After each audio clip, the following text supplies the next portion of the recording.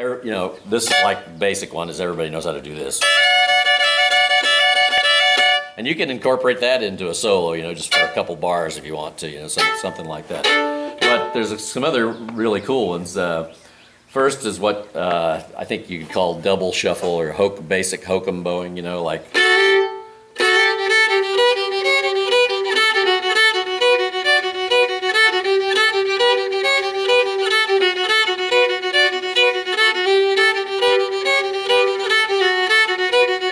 That sort of thing. And where you could use that, you know, like you could use that as a whole break, you know, like they do that in Orange Blossom, but especially like in backup and push, you know, like you could do a whole break, you know.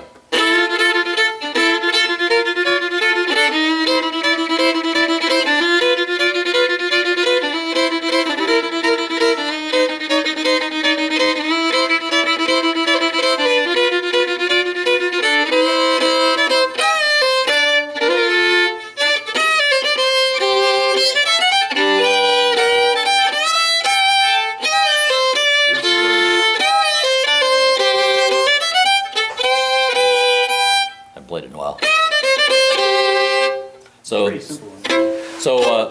we let's fool with that a little bit. So what we're gonna do is on these chords, we're gonna do it on a C chord. So find this C and this E. So how the lick works is it's a rotating cycling thing of 3 notes played over what you know is a bar of 4/4 or 2/4. So.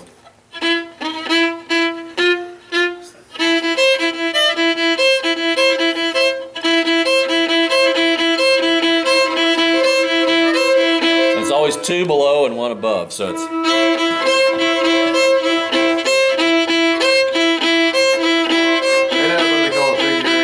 What's that now? I know what they call a figure 8. Some people do, because yeah, sometimes your bow looks like it's doing a figure 8, right? It's called a hokum shuffle? Hokum bowing, double shuffle. Double shuffle. So if you want it,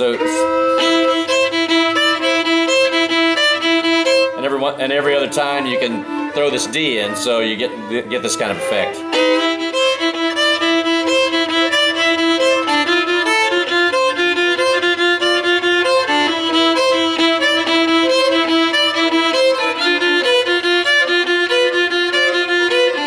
Something like that. So that's a really nice lick because you can just throw that in. You can do a whole part of the tune. You know, if you know the chords, just play that over the chords, especially on something fast. And you know, it's the most cheapest. Yeah, but it's the cheapest. You know, pander to the crowd kind of lick you can do. You know, you're liable to get a standing ovation for doing that. So the next little thing I like to do is this thing. And that's what I call a reverse shuffle. So put your start right here on this. Start right here on this G.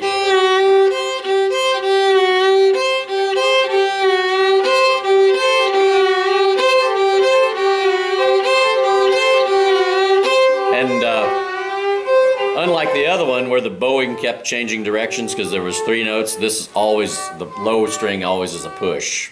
And the other 2 are played on the up bow, on the down bow. So.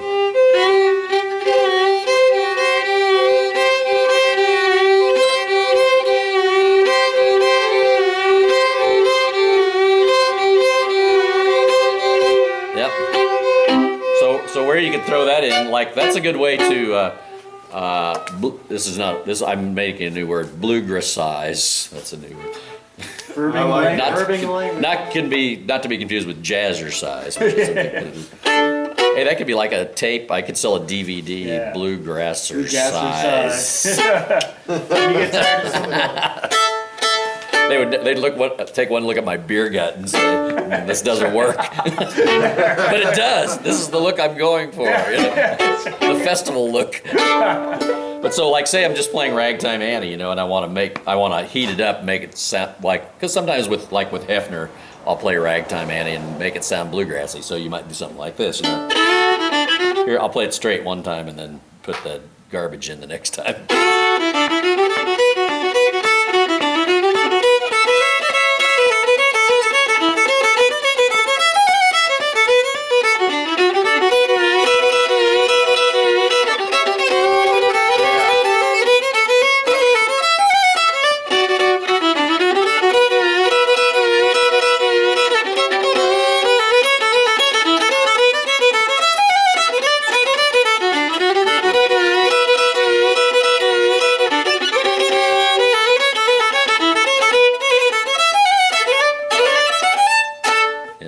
Can you do that again? Sure, yeah, no problem. Oh, we could do that because there's a lot of things like bluegrassy things you can throw into Ragtime Annie, you know.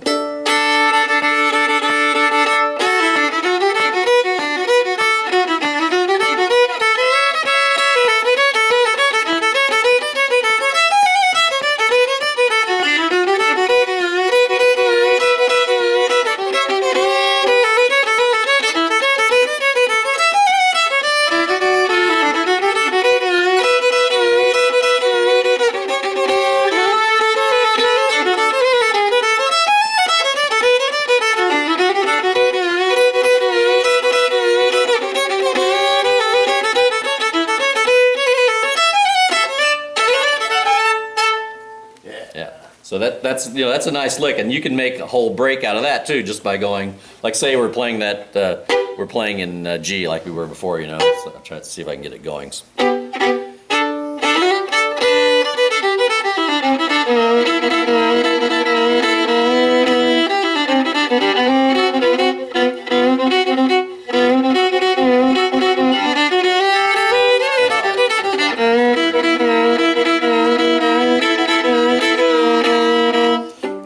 Just to get it, you know, you can stick that in a lot of places, and it works good across the seventh, you know. So I'm here's C, so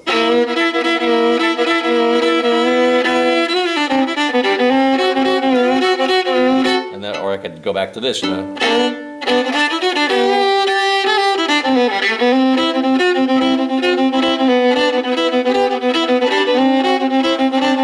That's that other lick. That's the double shuffle. So.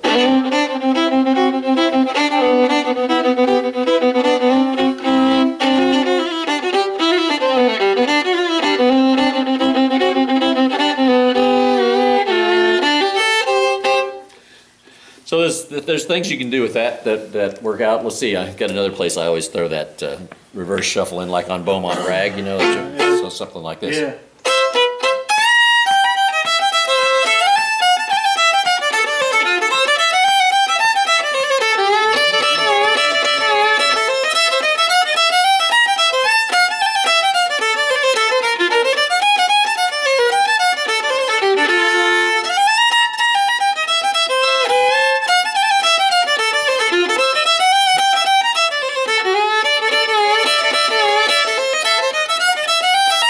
So I try to get that, once you get it going, I try to play the open string above, even if it doesn't kind of fit, it sounds crazy, you know, it sounds insane. Or it just sounds nutty, which is what you want, you know. And then the last thing, sometimes if you just really want to go ape, you can do the quadruple shuffle. With the double shuffle, we're putting these patterns of 3 over 4 notes, but they're still 16th notes, you know. So in this other one, you create measures of 6/8 time and lay them across the top of every beat, so that you have 6 notes across every beat instead of just, you know, 1-to-1 relationship. So let's see if I can get that going here.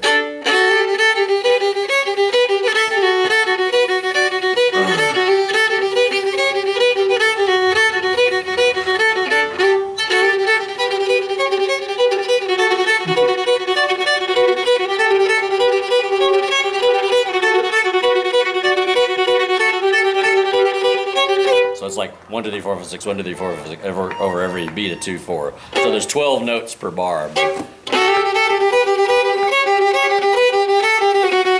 And it's just the same pattern as that other one, but it's just you're doubling it up, you know.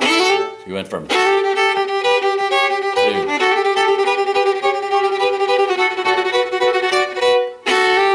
But it helps to like practice it really slow, you know.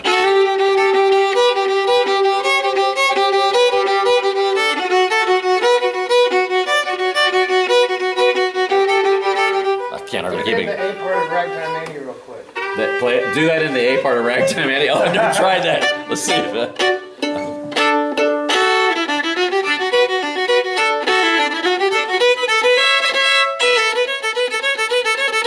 I'm gonna fail miserably.